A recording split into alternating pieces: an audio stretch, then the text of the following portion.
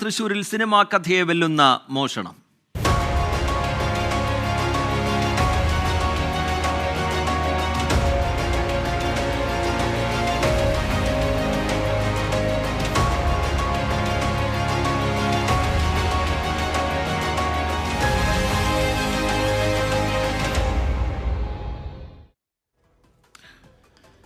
തൃശൂരിലെ ATM കവർച്ചാ സംഘം തമിഴ്നാട്ടിൽ പിടിയിലായി. നാമക്കലിൽ നിന്നാണ് 6 സംഘത്തെ തമിഴ്നാട് പോലീസ് പിടികൂടിയത്. പോലീസുമായുള്ള ഏറ്റുമുട്ടലിൽ കവർച്ചാ സംഘത്തിലെ ഒരാൾ കൊല്ലപ്പെട്ടു. ഒരാൾക്ക് കാലിൽ വെടിയേറ്റിട്ടുണ്ട്. പ്രതികളിൽ നിന്ന് തോക്കും കണ്ടെടുത്തു. കണ്ടെയ്നറിൽ രക്ഷപ്പെടാൻ ശ്രമിക്കുന്നതിനിടയിലാണ് സംഘം പിടിയിലായത്. കുട്ടികളെ ഇടിച്ചിടാൻ ശ്രമിക്കുന്നതിനിടെ നാട്ടുകാർ വാഹനം തടഞ്ഞു നിർത്തുകയായിരുന്നു. കണ്ടെയ്നറിനുള്ളിൽ നിന്ന് ATM തകർത്ത സമയത്ത് ഉപയോഗിച്ച നമ്പർ പ്ലേറ്റ് ഇല്ലാത്ത കാറും കണ്ടെത്തിയിട്ടുണ്ട്. രാജസ്ഥാനിൽ നിന്നുള്ള കൊള്ളസംഘം സഞ്ചരിച്ച കണ്ടെയ്നറിന്റെ ദൃശ്യങ്ങൾ 24-ന് ലഭിച്ചു. ആദ്യം ദൃശ്യങ്ങളിലേക്ക്.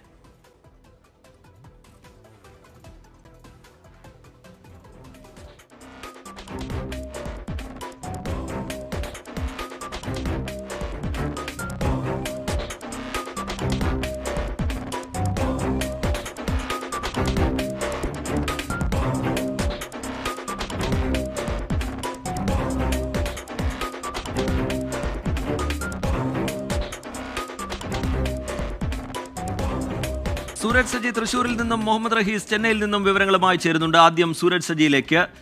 സൂരജ്, ഈ മോഷണം തന്നെ ഒരു സിനിമാ സ്റ്റൈൽ മോഷണമാണ്. വൈദഗ്ധ്യം നേടിയവരാണ് എന്നുള്ളത് ആ ഘട്ടത്തിൽ തന്നെ മനസ്സിലായതാണ്. തമിഴ്നാട്ടിലേക്ക് കടക്കാനുള്ള സാധ്യത അതൊക്കെ അന്വേഷണ സംഘം മുൻകൂട്ടി കാണുകയും കണ്ടെയ്നറുകളിൽ രക്ഷപ്പെടാനുള്ള ശ്രമം നടക്കാം, അത് മുൻകാല അനുഭവങ്ങളുടെ പശ്ചാത്തലത്തിൽ അങ്ങനെയൊരു വിലയിരുത്തലും തുടർന്ന് തമിഴ്നാട് പോലീസിന് നൽകിയ വിവരങ്ങളും അതൊക്കെ നിർണായകമായി.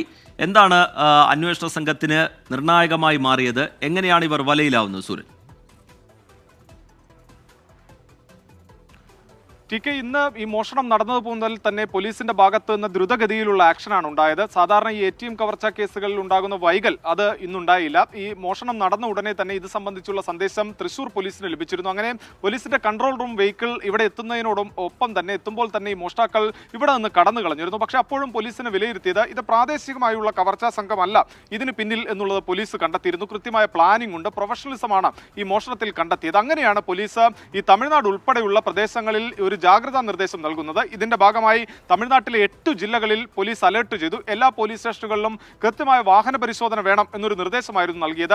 ഇവർ ഇവിടെ മോഷണത്തിന് ഉപയോഗിച്ചത് തൃശ്ശൂരിലെ 3 ATMകൾ തകർത്ത് 65 ലക്ഷം രൂപ മോഷ്ടിക്കുന്ന സമയത്ത് ഇവർ ഉപയോഗിച്ചിരുന്നത് ഒരു വെള്ള ക്രെറ്റ കാറായിരുന്നു, വെളുത്ത നിറത്തിലുള്ള ക്രെറ്റ കാറായിരുന്നു. അതുകൊണ്ട് തന്നെ ഈ കാറിൽ രക്ഷപ്പെടാനാണ് സാധ്യത. അതോടൊപ്പം തന്നെ സംസ്ഥാനം വിടുകയാണെങ്കിൽ അതൊരു പക്ഷേ കണ്ടെയ്നറിലേക്ക് മാറുന്നതിനുള്ള സാധ്യതയുമുണ്ട്. അതുകൊണ്ട് തന്നെ 2 വാഹനങ്ങളും പരിശോധിക്കണം എന്നൊരു നിർദ്ദേശമാണ് നൽകിയത്. കേരള പോലീസിന്റെ ഭാഗമായിക്കൊണ്ട് തന്നെ കേരളം മുതൽ തമിഴ്നാട് വരെയുള്ള വിവിധ ഇടങ്ങളിൽ പരിശോധന നടത്തി. പക്ഷേ ഇതിനിടയിൽ ഇവർ കേരള തമിഴ്നാട് അതിർത്തിയിൽ വെച്ച് ഈ വെളുത്ത കാർ ഈ കണ്ടെയ്നറിനകത്ത് കയറ്റുകയും പിന്നീട് കേരള തമിഴ്നാട് അതിർത്തി കടന്ന് കോയമ്പത്തൂര് പിന്നിടുകയും ചെയ്തു. കോയമ്പത്തൂരിനും ഈറോഡിനും സമീപത്ത് വെച്ച് ഈ വാഹനം പലപ്പോഴും പോലീസിന്റെ ശ്രദ്ധയിൽപ്പെട്ടു. പക്ഷേ അപ്പോഴൊന്നും പോലീസ് ഈ വാഹനം തുറന്നൊരു പരിശോധന നടത്തിയിരുന്നില്ല. പിന്നീട് ഈ പോലീസിന്റെ പരിശോധനകളെല്ലാം പിന്നിട്ടുകൊണ്ടാണ് ഈ ഈറോഡ് പിന്നിട്ട് ഈ വാഹനം മുന്നോട്ട് വരുന്നത്. അതിനിടയിലാണ് ഈ നിർണായകമായ സംഭവ വികാസങ്ങളിലേക്ക് കടക്കുന്നത്. ഈ റോഡിനും നാമക്കലിനും ഇടയിൽ വെച്ച് പോലീസ് ഈ വാഹനം തടയുന്നു. പക്ഷേ ഈ വാഹനം നിർത്താതെ മുന്നോട്ട് പോവുകയാണ്. അങ്ങനെ ഈ വാഹനത്തെ പോലീസ് പിന്തുടരുന്നുണ്ട്. പക്ഷേ അമിത വേഗത്തിലായിരുന്നു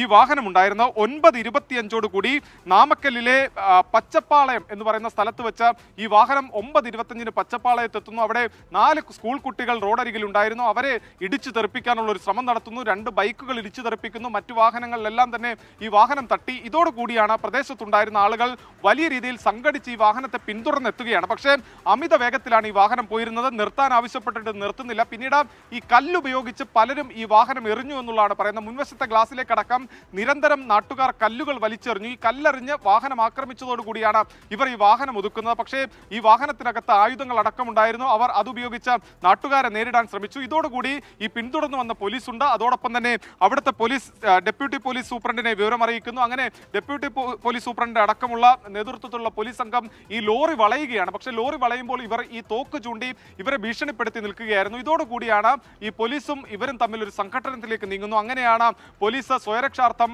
ഇവർക്ക് നേരെ വെടിയുതിർക്കുന്നത്. 2 പേർക്ക് നേരെയാണ് പോലീസ് വെടിയുതിർത്തത്. അതിൽ ഒരാൾ വെടിയേറ്റ് മരിക്കുകയും ഒരാളുടെ കാലിന് പരിക്കേൽക്കുകയും ചെയ്തു. ഈ സംഘട്ടനത്തിനിടയിലാണ് പോലീസുകാരായ 2 പേർക്ക് പരിക്കേൽക്കുന്നത്. ഒരാൾക്ക് കുത്തേറ്റിട്ടുണ്ട് എന്നുള്ളതാണ് പറയുന്നത്. പിന്നീട് ഈ 6 അംഗ സംഘത്തിലെ 4 പേരെ നാട്ടുകാരും പോലീസുകാരും ചേർന്ന് ഏറെ പ്രയാസകരമായാണ് കീഴടക്കിയത്.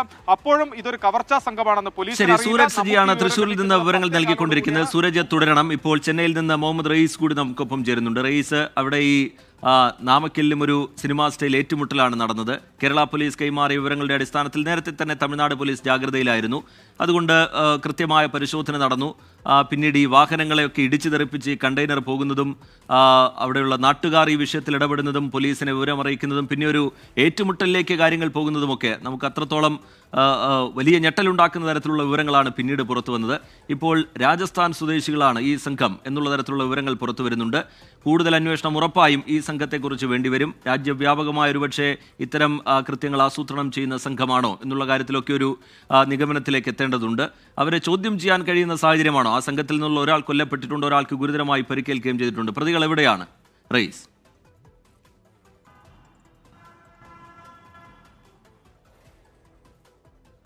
ടി.കെ. നിലവിൽ ഇവരെ ചോദ്യം ചെയ്യാൻ പറ്റിയ എല്ലാവരെയും ചോദ്യം ചെയ്യാൻ പറ്റിയ ഒരു സാഹചര്യത്തിലല്ല. കാരണം ഒരാൾ കൊല്ലപ്പെട്ടു, മറ്റൊരാൾ ഇപ്പോൾ ഈ പ്രദേശത്തെ സർക്കാർ ആശുപത്രിയിൽ ചികിത്സയിലാണ്. അതുകൊണ്ട് തന്നെ ഇവരെ പൂർണ്ണമായും ചോദ്യം ചെയ്യാൻ പോലീസിന് കഴിഞ്ഞിട്ടില്ല. പക്ഷേ നിലവിൽ ലഭിക്കുന്ന വിവരങ്ങളുടെ അടിസ്ഥാനത്തിൽ ഈ കണ്ടെയ്നറിൽ നിന്നും പിടികൂടിയത് 6 പേരെയാണ്. ഇതിൽ 5 പേർ ഈ മോഷണത്തിലെ പ്രതിയാണ്. മറ്റൊരാൾ ഈ ട്രക്കിൻ്റെ ക്ലീനറാണ്. ഇയാൾക്ക് ഈ സംഭവവുമായി ബന്ധപ്പെട്ട് എന്തെങ്കിലും പങ്കുണ്ടോ എന്നുള്ള കാര്യം ഇപ്പോൾ പോലീസ് സ്ഥിരീകരിക്കുന്നില്ല. ഈ കാറിൽ നിന്ന് 88 ലക്ഷം രൂപയാണ് പിടികൂടിയത് എന്നുകൂടി പോലീസിന്റെ ഭാഗത്ത് നിന്ന് ഇപ്പോൾ വിവരം ലഭിക്കുന്നുണ്ട്. അങ്ങനെ ആദ്യഘട്ടത്തിൽ ഇത് വെറും ഒരു ആക്സിഡന്റ് അല്ലെങ്കിൽ അലക്ഷ്യമായി വാഹനം ഓട്ടിക്കുന്നു എന്നുള്ളൊരു തരത്തിലേക്കായ ഒരു കേസാണ്. ആ കേസാണ് ഇപ്പോൾ തൃശ്ശൂർ നടന്ന ഒരു വലിയ ATM കവർച്ചയിൽ നിന്നും ആസൂത്രിതമായി നടന്ന ഒരു കവർച്ചയുടെ പ്രതികളെ പിടിക്കുന്ന തരത്തിലേക്ക് ഇത്തരത്തിലൊരു വാഹനം പിടികൂടിയത് മാറിയിരിക്കുന്നത് നാട്ടുകാർ ഉണ്ടാക്കിയ പ്രശ്നം എന്ന് തന്നെ എടുത്തു പറയേണ്ടിയിരിക്കുന്നു. കാരണം ലക്ഷ്യമായി വണ്ടി ഓടിക്കുന്നു, ഒപ്പം അവിടെ ഉണ്ടായിരുന്ന 4 കുട്ടികളെ ഇടിച്ചു തെറിപ്പിക്കാൻ ശ്രമിക്കുന്നതുമായി ബന്ധപ്പെട്ടാണ് നാട്ടുകാർ ഈ വാഹനത്തിന് നേരെ ബഹളം വെക്കുന്നത്. ഒപ്പം തന്നെ ഇവർ ഈ വാഹനത്തിന് കല്ലെറിഞ്ഞു. അപ്പോഴാണ് ഈ സംഭവത്തിലെ പ്രതികൾ വാഹനത്തിൽ നിന്ന് പുറത്തേക്ക് ഇറങ്ങുകയും അകത്ത് ഒരു തോക്കുണ്ടായിരുന്നു എന്നുള്ള വിവരമാണ് പോലീസ് സ്ഥിരീകരിച്ചു പറയുന്നത്. അങ്ങനെ ആ തോക്ക് ഉപയോഗിച്ച് ഈ നാട്ടുകാരെ വിരട്ടാൻ ശ്രമിക്കുകയും ചെയ്യുന്നു.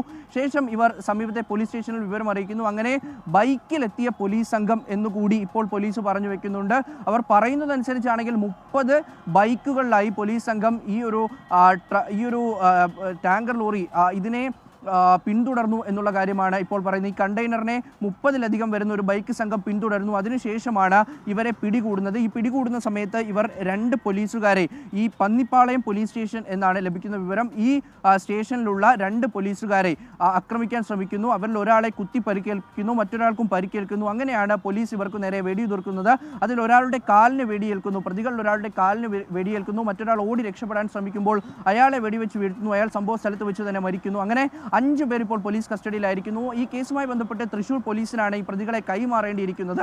അങ്ങനെ പോലീസ് സംഘം ഇങ്ങോട്ട് വരുന്നുമുണ്ട്. പക്ഷേ ഇവിടെ ഇത്തരത്തിലൊരു സിനിമാ സ്റ്റൈൽ സംഘടനവും ഒപ്പം തന്നെ ഒരാൾ മരിക്കുകയും ചെയ്തൊരു സാഹചര്യത്തിൽ ഇനി ഇവരെ എത്ര പെട്ടെന്ന് ഇവിടെ നിന്ന് പോലീസിന് കൊണ്ടുപോകാൻ കഴിയും, തൃശ്ശൂരിലേക്ക് എത്തിക്കാൻ കഴിയും എന്നുള്ള കാര്യത്തിൽ ഒരു ആശങ്കയുണ്ട്. കാരണം ഈ കേസുകളൊക്കെയും ഇവിടെ രജിസ്റ്റർ ചെയ്യണം, അതിൻ്റെ അന്വേഷണം നടക്കുന്നുണ്ട്. എന്തായാലും ഈ ATM റോബറിയുമായി ബന്ധപ്പെട്ട കേസിന് തന്നെയാണ് പ്രാധാന്യം എന്ന് തമിഴ്നാട് പോലീസ് അറിയിക്കുന്നുണ്ട്. അങ്ങനെയാണ് എങ്കിൽ ഈ തൃശ്ശൂർ പോലീസ്. ശരി, മുഹമ്മദ് റയീസ് ആണ് ചെന്നൈയിൽ നിന്നുള്ള വിവരങ്ങൾ, തമിഴ്നാട്ടിൽ നിന്നുള്ള വിവരങ്ങൾ പങ്കുവെച്ചുകൊണ്ടിരിക്കുന്നത്. സൂരജ് സജി കൂടി നമുക്കൊപ്പം ചേരുന്നുണ്ട്. സൂരജ്, ഈ അന്വേഷണത്തിൽ പോലീസിന്റെ ഇടപെടൽ അത് നമ്മൾ പ്രത്യേകം എടുത്തു പറയേണ്ടതാണ്. സാധാരണ ഇത്തരത്തിലുള്ള വൈദഗ്ധ്യമുള്ള സംഘങ്ങൾ ഇത്തരം കൃത്യങ്ങൾ നടത്തി മടങ്ങുമ്പോൾ ഒരുപാട് വൈകിയാണ് നമ്മൾ പ്രതികളിലേക്ക് എത്താറ്. പക്ഷേ ഇവിടെ ഒരുപാട് പ്രതിസന്ധികൾ ഉണ്ടായിരുന്നു. ഈ ATM-ൽ സെക്യൂരിറ്റി ഇല്ലാത്ത സാഹചര്യം, അവിടെയുള്ള CCTV-കൾ ഇവർ കറുത്ത പെയിന്റ് ഉപയോഗിച്ച് സ്പ്രേ ചെയ്ത് മറച്ച സാഹചര്യം, തെളിവുകൾ നശിപ്പിക്കാനുള്ള ശ്രമമൊക്കെ ഉണ്ടായിരുന്നു. എങ്കിലും ആദ്യം പോലീസ് ഇവർ തമിഴ്നാട്ടിലേക്ക് കടക്കാനുള്ള സാധ്യത അത് മുൻകൂട്ടി കാണുന്നു.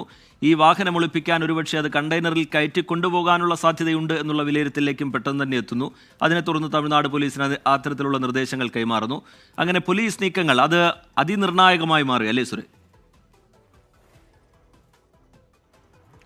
ടിക്കെ അതിനിർണായകമായ ഒരു പോലീസ് നീക്കം തന്നെയാണ് ഈ വിഷയവുമായി ബന്ധപ്പെട്ടുകൊണ്ട് ആദ്യം തന്നെ ഉണ്ടായത്. ഈ ഡൽഹിയിൽ നിന്നുള്ള സന്ദേശം എത്തിയ ഉടനെ തന്നെ പോലീസിന്റെ കൺട്രോൾ റൂം വാഹനം ഈ നടുവിൽ നായ്ക്കനാലിലെ ATM കൗണ്ടറിലെത്തി പരിശോധന നടത്തി. പക്ഷേ അതിനുള്ളിൽ തന്നെ സംഘം അവിടെ നിന്ന് തട്ടിപ്പ് നടത്തി കടന്നുപോയിരുന്നു. പക്ഷേ ഇവർ നിർണായകമായ ആദ്യഘട്ടത്തിൽ ചെയ്യാൻ കഴിയുന്ന ഒരു പ്രധാനപ്പെട്ട കാര്യം CCTV ദൃശ്യങ്ങൾ ശേഖരിക്കുക എന്നുള്ളതായിരുന്നു.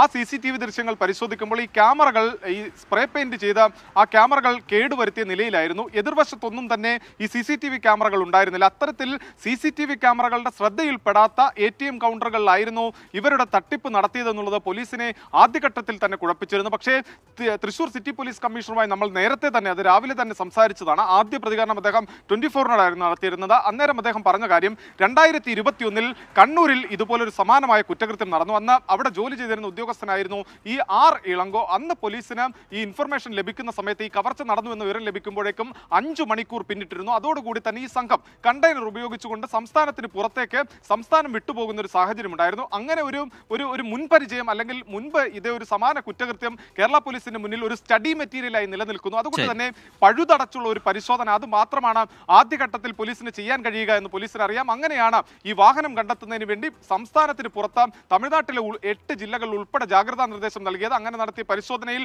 ഒടുവിൽ എന്തായാലും വാഹനം പിടിയിലായിരിക്കുന്നു. 6 പേർ പിടിയിലായി. പക്ഷേ അതിൽ ഒരാൾ കൊല്ലപ്പെട്ടിരിക്കുന്നു, ഒരാൾക്ക് പരിക്കേറ്റിരിക്കുന്നു. ടിക്കെ ശരി, സൂരജ് സജി മുഹമ്മദ് റയീസും വിവരങ്ങൾ നൽകുകയായിരുന്നു. അതിസാഹസികമായാണ് പ്രതികളെ തമിഴ്നാട് പോലീസ് പിടികൂടിയിരിക്കുന്നത്. അതിൽ തന്നെ കേരള പോലീസ് കൈമാറിയ വിവരങ്ങൾ അത് നിർണായകമാവുകയും ചെയ്തു. നഷ്ടപ്പെട്ട 88 ലക്ഷം രൂപ ഈ വാഹനത്തിൽ നിന്ന്, പിടിയിലായ വാഹനത്തിൽ നിന്ന് കണ്ടെടുക്കാനും കഴിഞ്ഞിട്ടുണ്ട്.